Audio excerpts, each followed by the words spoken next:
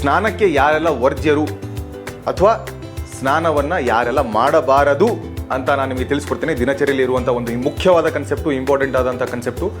So ಇದನ್ನು ಕೇಳಿದ ತಕ್ಷಣ ತುಂಬ ಜನರಿಗೆ ಖುಷಿ ಆಗಿಬಿಡುತ್ತೆ. ಓ ಸರ್ ಹೀಗೂ ಇದೆಯಾ, ಸ್ನಾನ ಮಾಡದಿದ್ರೆ ಆಗುತ್ತಾ ಸರ್, ಹಂಗಿದ್ರೆ ನಾವು ಅದೇ ಕ್ಯಾಟಗರಿಯಲ್ಲಿ ಬರ್ತೇವೆ ಸರ್, ನಮ್ಮನ್ನು ಸೇರಿಸ್ಬಿಡಿ.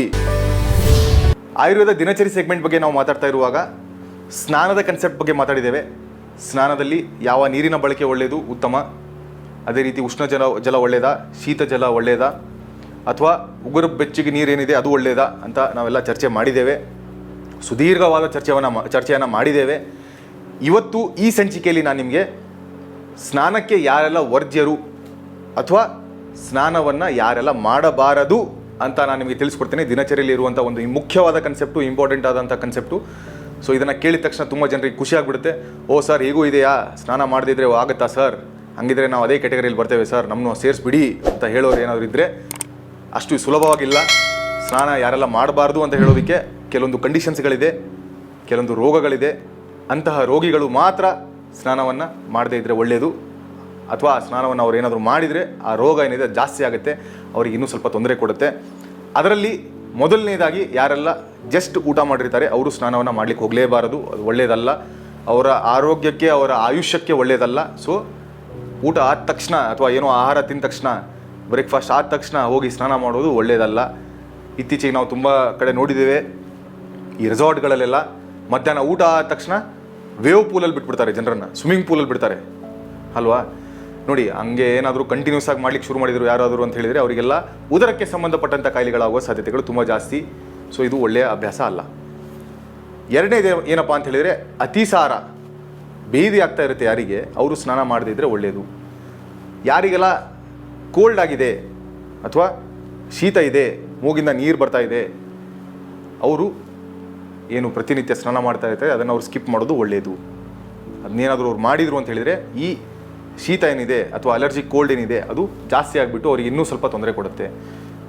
ಜ್ವರ, ಎಲ್ಲಿ ಜ್ವರ ಇರುತ್ತೆ ಅಲ್ಲಿ ನೀವು ಸ್ನಾನ ಮಾಡಲಿಕ್ಕೆ ಹೋಗಬಾರ್ದು. ಇಲ್ಲ ಸರ್ ನಾನು ತಲೆ ಮೇಲೆ ನೀರು ಮಾಡಲ್ಲ, ಜಸ್ಟ್ ಬರೀ ತಲೆನ ಬಿಟ್ಬಿಟ್ಟು ಸ್ನಾನ ಮಾಡ್ತೇನೆ ಅಂತ ಹೇಳೋರು ಅದು ಕೂಡ ಮಾಡದೇ ಇದ್ದರೆ ಒಳ್ಳೆಯದು. ನಿಮ್ಮ ಜ್ವರ ಬೇಗ ನೀವು ಜ್ವರದಿಂದ ಬೇಗ ಗುಣಮುಖರಾಗಬೇಕು ಅಂತ ಇತ್ತು ಅಂತ ಹೇಳಿದರೆ ಜ್ವರದಲ್ಲಿ ಸ್ನಾನವನ್ನು ಮಾಡಲಿಕ್ಕೆ ಹೋಗಬಾರ್ದು. ಸೊ ಇದು ಇಂಪಾರ್ಟೆಂಟ್. ಅದೇ ರೀತಿ ಯಾರೆಲ್ಲ ಮದ್ಯಪಾನ ಮಾಡಿರ್ತಾರೆ, ಫಸ್ಟ್ ಆಫ್ ಆಲ್ ಮಾಡಲಿಕ್ಕೆ ಹೋಗಬಾರ್ದು. ಮಾಡಿದ್ರು ಅಂತ ಹೇಳಿದರೂ ಕೂಡ ಈ ಸ್ನಾನವನ್ನು ಮಾಡಲಿಕ್ಕೆ ಹೋಗಬಾರ್ದು, ಅದು ಒಳ್ಳೆಯದಲ್ಲ. ಇನ್ನು ಯಾರಿಗೆಲ್ಲ ತುಂಬ ಕ್ಷಯ ರೋಗ ಇದೆ ಅಥವಾ ದುರ್ಬಲರಾಗಿರ್ತಾರೆ ಅವರು ಕೂಡ ಸರಿಯಾಗುವವರೆಗೂ ಸ್ನಾನವನ್ನು ಮಾಡಲಿಕ್ಕೆ ಹೋಗಬಾರ್ದು. ಸೊ ಈ ಸ್ನಾನದ ಕಾಂಟ್ರಾ ಇಂಡಿಕೇಶನ್ ಜೊತೆ ನಾನು ಮತ್ತೊಂದು ಕನ್ಸೆಪ್ಟ್ ಏನಪ್ಪ ಅಂತ ಹೇಳಿದರೆ, ಊಟ ಆದ ತಕ್ಷಣ ಯಾವ ಯಾವ ಕಾರ್ಯಗಳನ್ನು ಎಷ್ಟೊತ್ತು ಮಾಡಬಾರದು ಅಂತ ಕೂಡ ತಿಳಿಸ್ಕೊಡ್ತೇನೆ. ಅಲ್ಲಿ ಇಲ್ಲಿ ಸ್ಕ್ಯಾಟರ್ಡ್ ಆಗಿ ನಾನು ಹೇಳಿದ್ದೆ ಮುಂಚೆ, ಊಟ ಆದ ತಕ್ಷಣ ಸ್ನಾನ ಮಾಡಬಾರ್ದು, ಊಟ ಆದ ತಕ್ಷಣ ಜಂಪ್ ಮಾಡಬಾರ್ದು, ಓಡ್ ಹೋಗಬಾರ್ದು ಅಥವಾ ಜಿಮ್ಮಿಗೆ ಹೋಗಬಾರ್ದು ಅಂತ ಎಲ್ಲ ತಿಳಿಸ್ಕೊಟ್ಟಿದ್ದೆ. ಅದೇ ರೀತಿ ಊಟ ಆದಮೇಲೆ ನಾನು ಅವಾಗಲೂ ಹೇಳ್ತಿದ್ದೆ, ಸ್ವಿಮ್ಮಿಂಗ್ ಮಾಡೋದು ಆಗಲಿ ಅಥವಾ ಈ ರನ್ನಿಂಗ್ ಮಾಡೋದಾಗಲಿ ಮಾಡಲಿಕ್ಕೆ ಹೋಗಬಾರ್ದು, ಇದು ಒಳ್ಳೆಯದಲ್ಲ.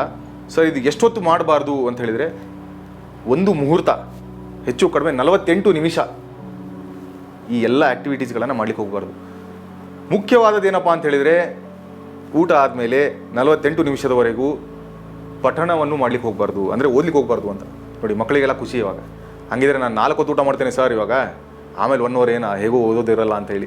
ಆ ರೀತಿ ಅಲ್ಲ, ನೀವು ಎಷ್ಟೊತ್ತು ಯಾವಾಗ ಊಟ ಮಾಡ್ತಾ ಇರ್ತೀರಿ ಅದಾಗಿ 48 ನಿಮಿಷದವರೆಗೂ ಸುಮ್ಮನೆ ಕುತ್ಕೊಂಡ್ಬಿಟ್ಟು ನೀವು ಡೈಜೆಷನ್ ಆಗೋದಕ್ಕೆ ಎಫರ್ಟ್ಸ್ಗಳನ್ನು ಮಾಡ್ತಾ ಇರಬೇಕು, ಪ್ರಯತ್ನವನ್ನು ಮಾಡ್ತಾ ಇರಬೇಕು. ಅದೇ ರೀತಿ ಈ ಸ್ನಾನದ ಕಾಂಟ್ರಾ ಇಂಡಿಕೇಶನ್ ಕನ್ಸೆಪ್ಟಲ್ಲಿ ಇನ್ನೊಂದು 2 ನಾನು ಆ್ಯಡ್ ಮಾಡಲಿಕ್ಕೆ ಇಷ್ಟಪಡ್ತೇನೆ. ಮತ್ತು ತಲೆಗೆ ಸಂಬಂಧಪಟ್ಟಂಥ ರೋಗ, ಕಣ್ಣಿಗೆ ಸಂಬಂಧಪಟ್ಟಂಥ ರೋಗ, ಕಿವಿಗೆ ಸಂಬಂಧಪಟ್ಟಂಥ ರೋಗ ಯಾರಿಗೆಲ್ಲ ಇರುತ್ತೆ, ಮತ್ತು ಉದರಕ್ಕೆ ಸಂಬಂಧಪಟ್ಟಂಥ ರೋಗ, ಹೊಟ್ಟೆ ಬ್ಲೋಟಿಂಗ್ ಆಗ್ತಾ ಇರುತ್ತೆ.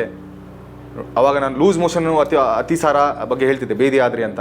ಅದೇ ರೀತಿ ಬ್ಲೋಟಿಂಗ್ ಇರುತ್ತೆ ಕೆಲವೊಬ್ಬರಿಗೆ, ಅವರು ಕೂಡ ಸ್ನಾನ ಮಾಡೋದು ಒಳ್ಳೆಯದಲ್ಲ.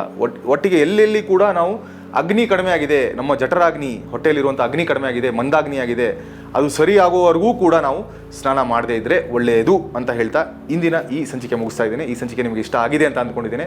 ಈ ಸಂಚಿಕೆ ನಿಮಗೆ ಇಷ್ಟ ಆಗಿದ್ದಲ್ಲಿ ಈ ವಿಡಿಯೋನ ಲೈಕ್ ಮಾಡಿ, ಶೇರ್ ಮಾಡಿ, ಹಾಗೆ ಆಯುಷ್ ಟಿವಿಯಲ್ಲಿ ಬರ್ತಾ ಇರುವಂಥ ಎಲ್ಲ ವಿಡಿಯೋಸ್ಗಳನ್ನು ಸಬ್ಸ್ಕ್ರೈಬ್ ಮಾಡಿ, ಎಲ್ಲ ವಿಡಿಯೋಸ್ಗಳನ್ನು ಕೂಡ ನೋಡಿ ಅಂತ ಹೇಳ್ತಾ ಈ ಸಂಚಿಕೆ ಮುಗಿಸ್ತಾ ಇದ್ದೇನೆ. ಎಲ್ಲರೂ ಕೂಡ ನಗ್ತಾ ಇರಿ ಮತ್ತು ಸ್ವಸ್ಥರಾಗಿರಿ. ನಮಸ್ಕಾರ.